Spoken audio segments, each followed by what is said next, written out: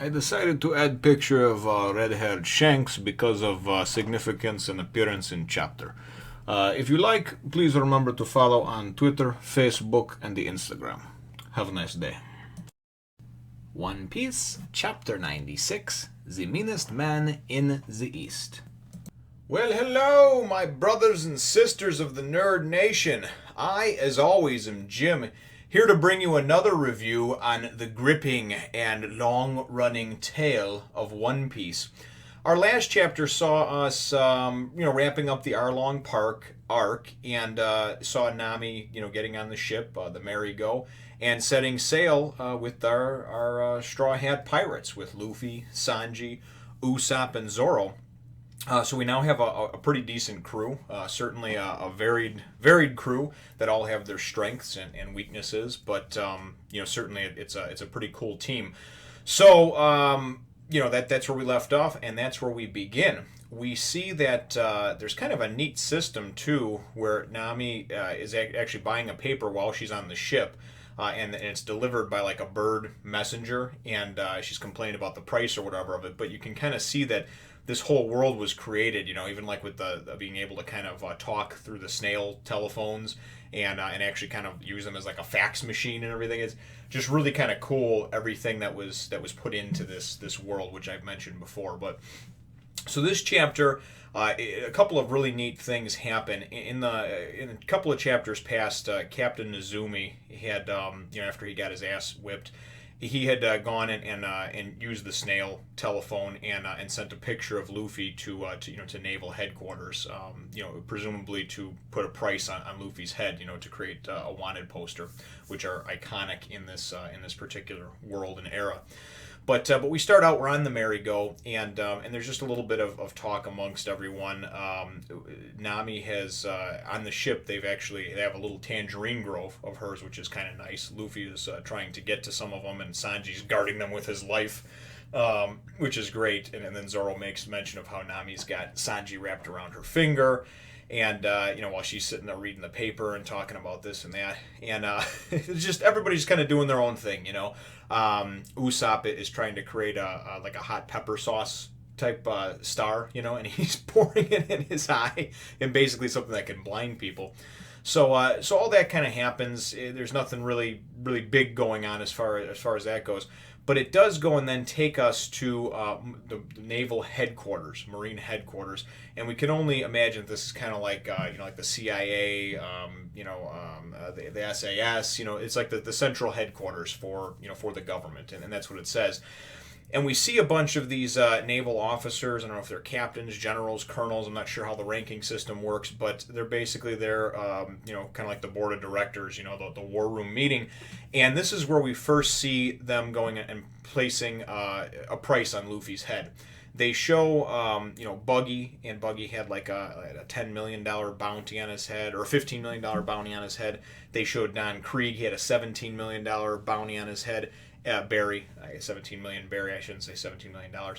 And then 20 million for Arlong. And they make mention of, hey, listen, these three were just basically wiped out, their whole crews, them and their crews by Luffy. And it's so funny because Luffy is just this big smiling, big shit-eating grin face, So they wind up, it's unprecedented to put a bounty this high on somebody for a first-time bounty, but, basically they want him to be caught, and so they put a 30 million berry bounty on his head, which, like I said, I think is kind of cool, So they start kind of sending that out, and they say basically, send that out to everyone, and now obviously there's going to be bounty hunters, things like that coming after him. So it goes back to the ship, and then it goes and it winds up showing, and she read it in the paper or saw it or whatever, and Nami says, we've got this bounty, and Luffy's like, oh great, now I'm well known, and she's like, you idiot, as usual, you're not paying attention and thinking about it. Now bounty hunters are going to be coming after you. The naval headquarters is probably involved. They're going to send people after you, so. It's certainly going to make things harder on him, and he's going to be more easily recognized, and there's going to be a lot more people gunning for his head now. So we kind of see that in that whole development going on, and we know now from what they said that they're sailing towards the Grand Line, which is great. And Then they go in, and Nami goes and sees an island, and she, says that basically, hey, this is Roguestown. It's called the beginning and the end. And we find out just from a brief recap from her, that's where Gold Roger, or Goldie Roger, which has been corrected in the comments for me several times. However, I've not come to that part yet. So as far as I know, what it says in here, it's just Gold Roger. But that was his birthplace, and that's also where he wound up being, hung 17 years ago, or what have you, when he basically, started this golden age of piracy by saying what he did about the One Piece. And so, so basically they're like, hey, you want to go there? And Luffy's like, oh, sure. So next thing you know, they're in the town, and they're kind of, all walking around. They're all going to split up and go their separate ways for different things. Zoro's got to pick something up. Usopp's going to get some supplies. Sanji's going to pick up some chicks and some ingredients to cook. And Luffy wants to go see where he was hung, kind of see the gallows type deal there.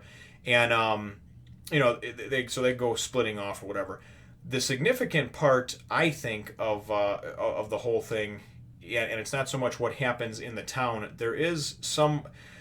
Zoro winds up coming upon someone. At first, it looked like a slender man in glasses, and being attacked by these two big pirates. And there's some mention of because of you, our captains, and has been in jail and this and that, and basically they try to attack this person, and they get their asses kicked real quickly. This person stumbles and falls, and we find out it's a woman, it's a female.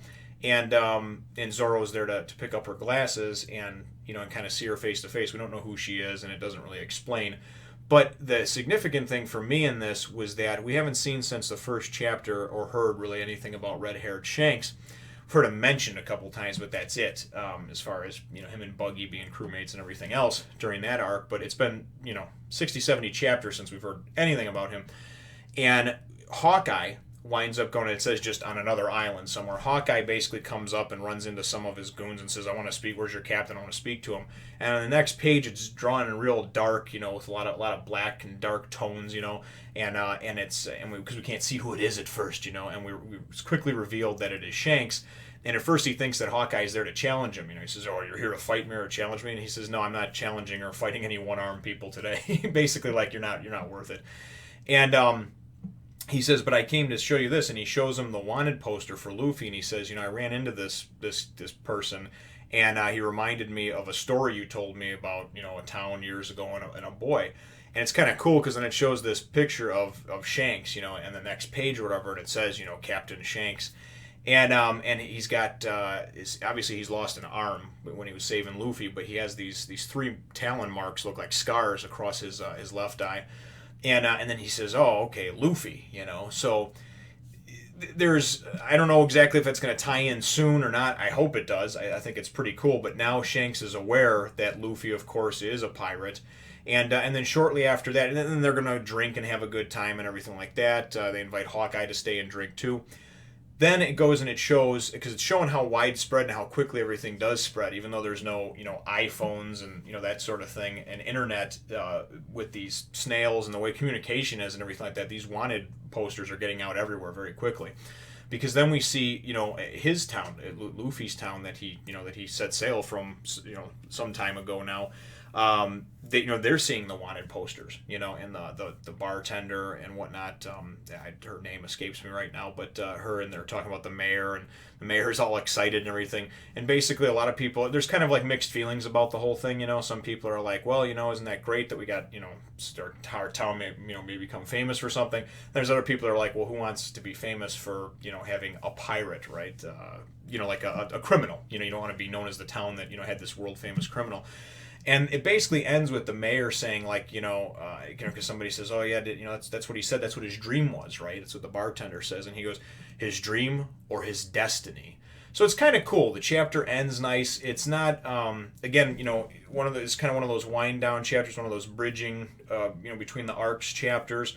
I don't really know, what's going to go on next, but I know that it was kind of nice, and for me, it was very cool to actually see Shanks and see that he's still out and about in the world, and now he has some kind of ties, obviously, with Hawkeye, or knows who he is, or what. Maybe Shanks is one of the 7 warlords. I don't know. But I guess we will find out soon enough. So I guess that's like I said, it was not a bad chapter. It wasn't great either as far as the action goes. It's certainly one though that helped to develop the story, and I feel good about the fact that we're on a journey now. We're actually going somewhere, and I feel like we've got a good crew built up over here, and now can go on some adventures with that crew that's together. So my question, I guess, that we will have today, and I've been kind of trying to think about this one, but in terms of up to about the first 100 chapters, let's just say, out of the main characters there are now, the 5 Straw Hats, Luffy, Zoro, Sanji, Nami, and Usopp, what I would like to know is, who is your favorite character so far out of these 5? I mean, don't name somebody that is your favorite character 300 chapters later or 500 chapters later. Just, bear with me here. First 100 chapters, 95, whatever it may be. Who is your favorite main character and why? So remember to leave comments down below. And then, of course, hit the like button if you think I deserve it. And subscribe if you haven't done so already. We will look forward to catching you in the next one, Nation. As always, thanks for watching, brothers and sisters, and remember, join the Nerd Nation. It's the right thing to do. Trust me. Tell them Jim sent you.